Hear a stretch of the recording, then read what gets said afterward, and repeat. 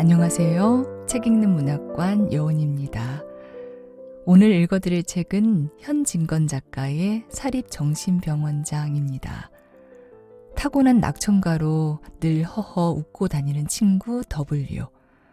가난하게 태어나 힘겹게 생계를 이어가는 그는 정신병을 앓고 있는 친구 P를 돌보고 말벗이 되어주는 대가로 일종의 보수를 받습니다. 그래서 그에게는 사립정신병원장이라는 별명이 붙게 되죠. 물질적 빈곤이 한 인간의 정신을 파멸해가는 과정을 보여주는 비극적 소설, 현진건의 사립정신병원장, 여운의 목소리로 들어보시죠. 구독과 좋아요, 알림 설정으로 함께 해주세요.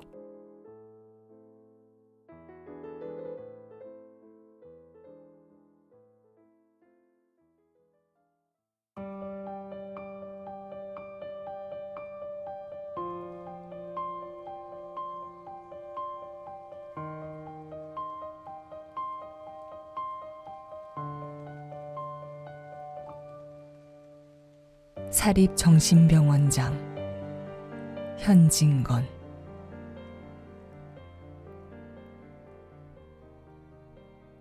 생각하면 재작년 겨울일이다. 나는 오래간만에야 고향에 돌아갔었다.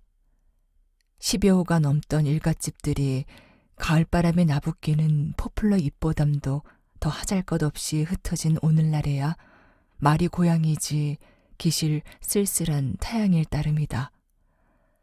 비록 초가일망정 20여간이나 되는 우리 집도 5간 오막살이로 찌그러들어 성박 외다른 동리에 초라하게 남았고, 거기는 칠순에 가까운 아버지와 40이 넘은 계모가 턱을 고이고 앉았을 뿐. 아들도 남부럽지 않게 많지만은 제입 풀칠하기에 바쁜 그들은 부모님 봉양할 일은 하나도 없었던 것이다. 몇 달 만에야 한 번, 몇 해 만에야 한 번 집안으로 기어드는 자식은 자식이 아니요 손님이었다. 쌀밥 한 그릇, 고깃국 한 대접을 만들어 먹이기에 아버지와 어머니가 얼마나 고심하는 것을 잘 아는 나는 얼른 대미다 보고는 선선히 일어서는 것이 항례였다. 그러나 내가 여기서 내 신세와 우리 집안 형편을 늘어놓자는 것은 아니다. 음산하고 참담한 내 동무 하나의 이야기를 기념삼아 적어두자는 것이다. 아버지 집을 총총히 뛰어나온 나의 발길은 몇 안이 되는 친구가 구락부 삼아 모이는 L군의 사랑으로 향하였다. 그들은 무조건으로 나를 환영해 주었다.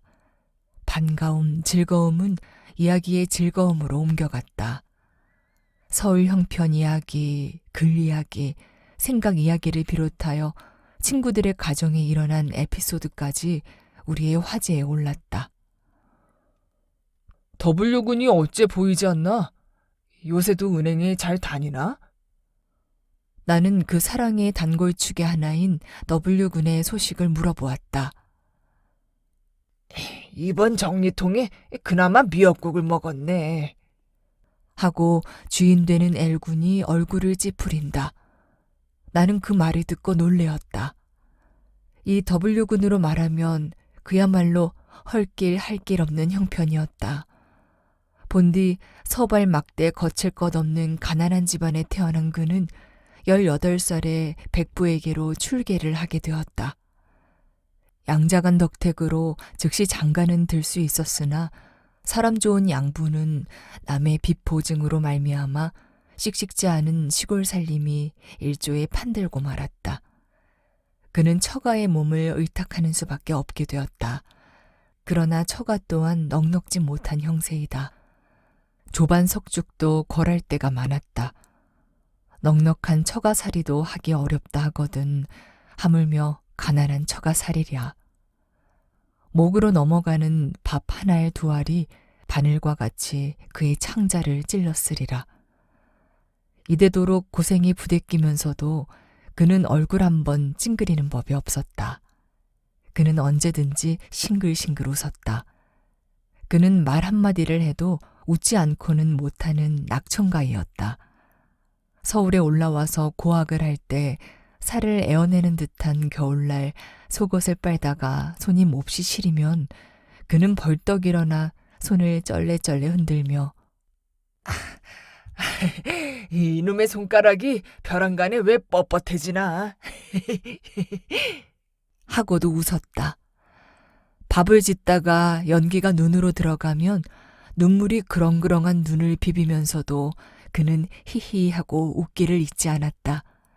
그 대신 그의 몸은 여지없이 말라갔다.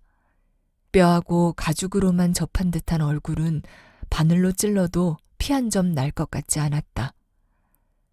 가장 기쁜 듯이 웃을 때면 입가는 마치 누비를 누벼놓은 듯이 여러 가닥 주름이 잡히었다. 만사를 웃고 지내는 그의 엄만 처가살이는 견디지 못하였던지 작년 봄에 남의 협호를 얻어 자기 식구를 끌고 나왔다. 백판으로 살림을 차리고 보니 그 궁색한 것이야 당자 아닌 나무론 상상도 못할 것이 있었으리라. 있는 친구에게 쌀되를 꿰어가면서 그날을 보내던 중 여러 가지로 주선한 끝에 T은행의 고원으로 채용이 되었었다. 25원이란 월급이 비록 적지만은 그들의 가정에겐 생명의 줄이었다. 그런데 그 줄이나마 끊어졌으니 그는 또 무엇을 하며 지낼 것인가. 더구나 그는 벌써 12살 먹은 맏딸, 8살 되는 둘째 딸, 4살 먹은 아들의 아버지가 아니냐. 그러면 무엇을 먹고 산단 말인가? 나는 탄식하였다. 요새는 사립정신병원장이 되셨지요. 하고 익살 잘 부리는 S군이 낄낄 웃었다. 온 방은 이 말에 땡땡으르르 웃었다. 사립정신병원장이라니? 나는 웬 까닭을 몰라서 채쳐 물었다. 출근 오전 7시, 퇴근 오후 6시, 직무 중 면회 절대 사절, 일시라도 환자의 곁을 떠나지 못할지니 변소 출입도 엄금. 하고 S군이 복받치는 웃음을 못 참을째 방 안의 웃음소리는 또 한 번 높아졌다. S군의 설명을 들으면 W군에게 P란 친구가 있었다. 워낙 체질이 나약한 그는 어릴 적부터 병으로 자랐었다. 성한 날이라고는 단지 하루가 없었다. 가난한 집 자식 같으면 당김을 벌써 맡았으련마는 다행히 수천석군의 외동아들로 태어난 덕에 삶과 녹용의 힘이 그의 끊어지려는 목숨을 간신히 부지해 왔었다. 자식이 그렇게 허약하거든 장가나 들이지 않았으면 좋을걸. 재작년에 혼인을 한 뒤부터 그의 병세는 더욱 덧쳐진 모양이었다. 금년 봄에 첫 딸을 낳은 뒤론 그는 실성 정신에 이상이 생기고 말았다. 미치고 보니 자연히 찾아오는 친구도 없고 부모 친척까지 그와 오래 앉아있기를 꺼리게 되었다. 그렇다고 병자를 내어보낼 수도 없고 혼자 한 방에 감금해 두는 것도 또한 염려스러운 일이라 그때 W군이 사립정신병원장이 된 것이다. 날이 마치도록 미친 이의 말벗이 되고 보호병 노릇을 하는 보수로 W군은 한 달에 쌀 한 가마니 돈 10원씩을 받게 된 것이다. 사립정신병원장? 나는 속으로 한번 외워보았다. 나의 가슴은 한 금은밤 빛같이 캄캄해졌다.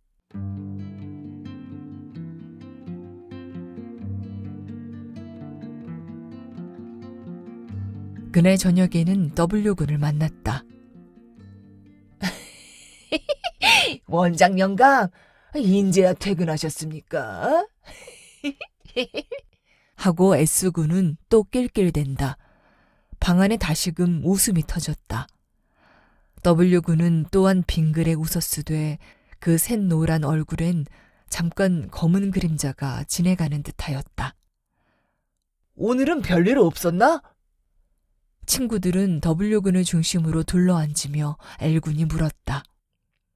그들의 눈에는 호기심이 번쩍이었다. 여보게, 말도 말게. 오늘은 정말 혼이 났네. 하고 W군은 역시 싱글싱글 웃는다. 왜? 여러 사람의 눈은 호동그래졌다. 지랄이 점점 늘어가나 보대. 오늘은 문을 첩첩이 닫고 늘 하는 그 지랄을 하더니만 칼을 가지고 나를 찌르려고 덤비대. 칼은 또 웬 칼인고? 낮에 밤 까먹으라고 내온 것을 어느새 집어넣었던가 보대. 그래, 곧 그 칼을 빼앗았나? 그까짓 것 안 빼앗았으면 어떨라고. 설마 미친놈이 사람 죽이겠나? 하고 W군은 또 웃었다. 그러나 그의 몸은 웬일인지 추운 듯이 떨고 있었다. 자네도 좀 실성하이 그려. 미친놈이 사람을 죽이지 성한 놈이 사람을 죽이나? 거기 모인 친구의 하나인 K군이 그 귀공자다운 흰 얼굴이 조금 푸르러지며 이런 말을 하였다. 성한 사람 같으면 푹 찌르지만 칼을 들고 남의 목에 겨누며 한참 지랄을 하더니 그대로 퍽 쓰러지대 그려. 자네 오늘 운수가 좋았네. 문을 첩첩이 잠그고 그 어두침침한 방 안에서 정말 찔렸으면 어쩔 뻔했나? 하고 L군은 아질아질한 듯이 몸서리를 친다. 문을 왜 쳐잠그는가? 나는 또 설명을 요구하였다. 자네는 참 모를 걸세. 하고 W군은 설명해 주었다. 피해 증세는 소위 공인증이란 것이었다. 천연스럽게 앉아 있다가 문득 눈을 홉뜨고 그 백지장 같은 얼굴이 파랗게 질려가지고 아이고 저놈들이 또 온다. 아이고 저놈들이 나를 잡으려 온다. 라고 황급하게 중얼거리며 숨을 곳을 찾는 듯이 방 안을 쩔쩔매다가 여보게 W군 문 좀 닫아주게, 문 좀 닫아주게 라고 비두발괄하는 법이었다. 그러면 W군은 할 일 없이 사랑 중문을 닫고 그들 있는 방문이란 방문은 미닫이며 덧창이며 바깥문까지 모조리 다 걸어야 한다. 그래서 방 안이 침침해지면 개한테 쫓긴 닭 모양으로 방 한 구석에 고개를 처박고 있던 미친 이는 고개를 번쩍 들고 사면을 두리번 살핀다. 그러다가 벼란간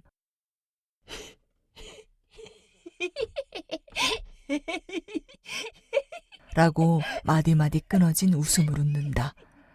이 웃음소리를 따라 그의 홉든 눈이 점 번들번들해지자 이놈들아, 너희들이 나를 잡아가? 어린 반푼어치 없지. 하면서 소리를 고래고래 지르다가 1시간가량 지내면 제풀에 지쳐서 그대로 쓰러지는 법이었다. 그런데 오늘도 법대로 또한 문을 다 잠그고 한참 발광을 하다가 문득 품속에서 창칼을 쑥 빼어들더니 W군에게 달려들어 그 칼을 목에다 겨누며 이놈, 죽일 놈.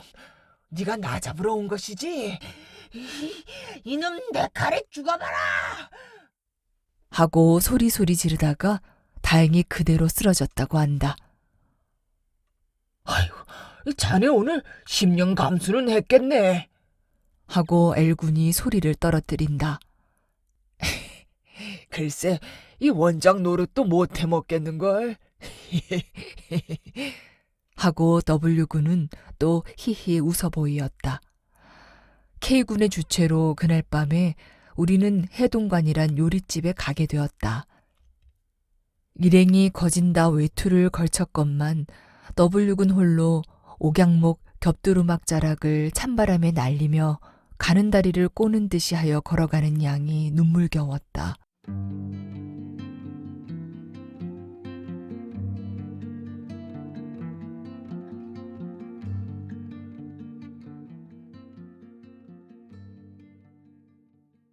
요리상은 벌어졌다.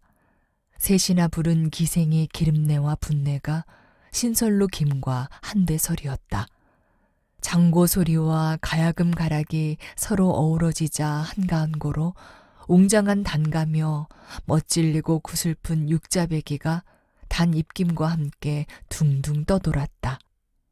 술은 여러 차례 돌았건만 나는 조금도 취해지지를 않았다. W군의 존재가 어쩐지 나의 마음을 어둡게 하였다. 첫째로 그의 주량이 나를 놀라게 하였다. 서울에서 고학하던 시절 학비를 넉넉히 갖다 쓰는 친구가 청요리집으로 가난한 놀이를 하려면 강권하는 것을 떨치다 못하여 배갈 한 잔에 누른 얼굴이 홍당무로 변하며 그대로 쓰러지던 그였다. 그런데 오늘 저녁엔 비록 정종일 망정 10잔이 넘었으되 조금도 취하는 기색이 보이지 않았다. 빼빼 마른 팔뚝을 반만 걷어 요리상 위에 세운 채 기생이 따라주는 대로 그는 꿀꺽꿀꺽 들이켜고 있었다. 자네 웬 술을 그렇게 먹나?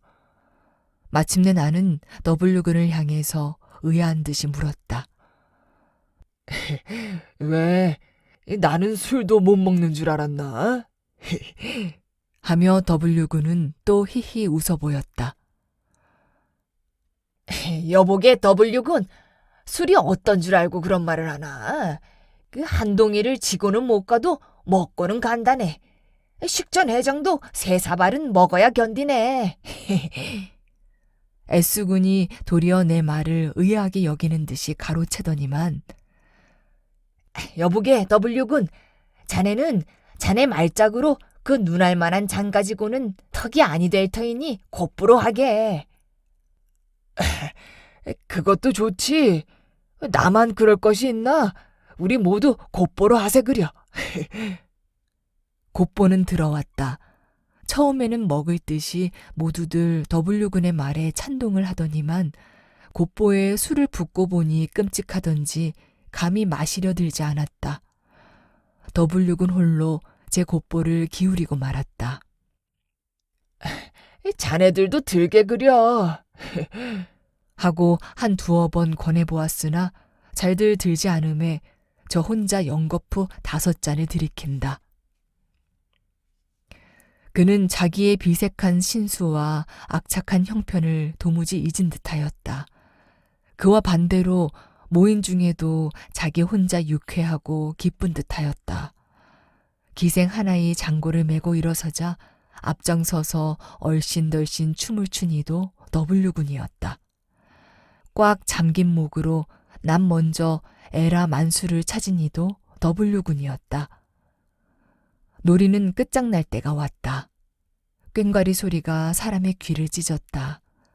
춤추다가 쓰러지는 사람이 하나씩 둘씩 늘게 되었다.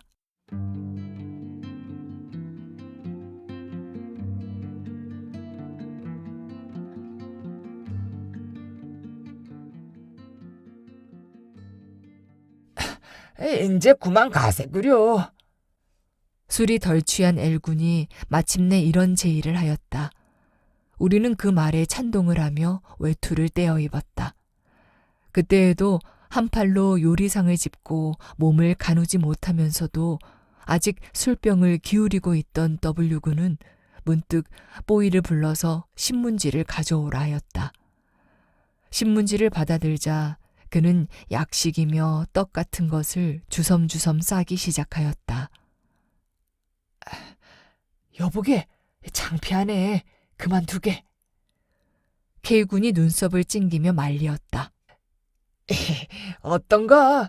내 돈 준 건 내 가져가는데. 하고 W군은 역시 웃으며 벌벌 떠는 손으로 쌀 것을 줍기에 바쁘다. 이제 그만 싸게. 창피스러워. 하며 K군은 고개를 돌린다. 마침내 W군은 쌀 것을 다 싸가지고 송편과 약식이 삐죽삐죽 나오는 봉지를 들고 비슬비슬 일어선다.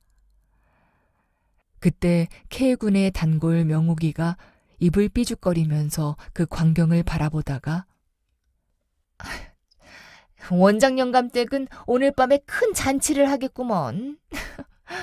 하고 비웃적거리었다. 그 말이 떨어지자 말자 W군은 나는 듯이 명옥에게로 달겨들었다. 이년 뭐야 어째? 라는 고함과 함께 W군의 손은 철썩하고 명옥의 뺨에 올라붙었다. 명옥은 외마디 소리를 치고 쓰러짐에 W군은 미워서 못 견디겠다는 듯이 원장 댁 큰 잔치? 큰 잔치? 라고 뇌이면서 발길로 엎어진 계집의 허리를 찼다. 이 야단통에 W군의 떡산 봉지는 방바닥에 떨어져 흩어졌다. 나는 이 싸움의 원인이요 사랑의 뭉치인 봉지를 얼른 주워서 방 한구석 장고 얹혔던 자리 위에 올려두었다. 싸움은 벌어졌다. K군이 명옥의 역성을 들며 W군에게 덤빈 까닭이다. K군은 W군의 목덜미를 잡아 회술레를 돌리다가 이 자식이 미친놈하고 같이 있더니 미쳤나봐. 왜 사람을 차며 지랄 발광을 하노? 하며 휙 뿌리침에 W군은 비실비실 몇 걸음 걸어 나오다가 방바닥에 얼굴을 쳐박고 팍 거꾸러졌다. 그럴 겨를도 없이 엎어진 이는 벌떡 몸을 일으켜서 곧 K군에게로 달겨들었다. 우리는 황망히 그의 팔을 잡아 만류를 하였는데 그때 그의 얼굴을 지금 생각해 보아도 몸서리가 끼친다. 엎어질 때 다쳤음이리라. 앙담은 이빨엔 피가 흘렀다. 그 경성 드뭇한 눈썹이 알랄이 일어섰으며 핏발선 눈엔 그야말로 불이 나는 듯하였고 이마엔 마른 가죽을 뚫고 나올 듯이 푸른 힘줄이 섰다. 그러나 그것보담도 마치 납을 끓여 부은 듯한 그 얼굴빛, 실룩실룩하는 살점 하나하나에 떠는 듯한 그 꼴이란 더할 수 없이 무서웠다. 입에 거품을 버글버글 흘리고 미친놈하고 같이 있으면 어쨌단 말이야? 응? 미쳤으면 어쨌단 말이냐? 응? 너는 돈 있다고. 너는 돈 있다고. 하고 이를 빠드득 빠드득 갈아붙이며 K군을 향해 몸부림을 쳤다.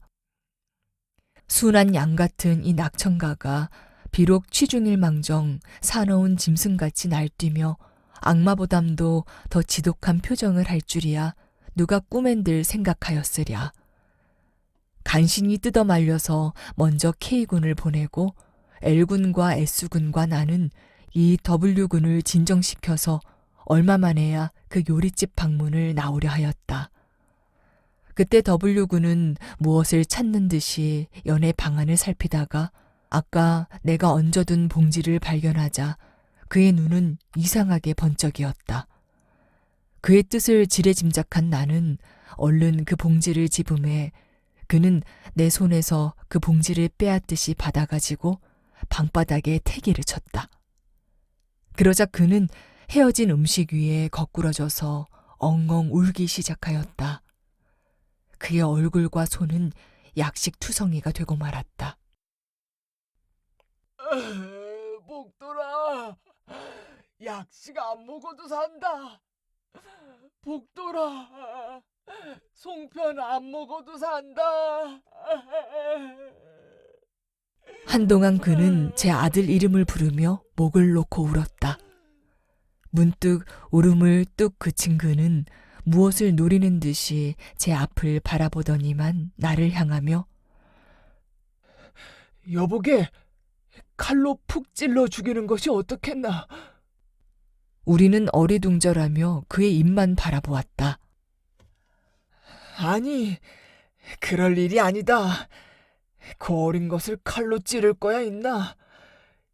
차라리 목을 눌러 죽이지. 목을 누르면 내 소나기 밑에서 바득바득 하겠지? 여보게 누구를 죽인단 말인가? 마침내 나는 물어보았다. 우리 복돌이를 말일세. 하나씩 하나씩 죽이는 것보단 모두 비끄러 매놓고 불을 질러버릴까? 나는 그 말을 듣고 전신에 소름이 끼치었다. 내 자식 죽이면 저희들은 성할 줄 알고? 그놈들도 내 손에 좀 죽어야 될걸?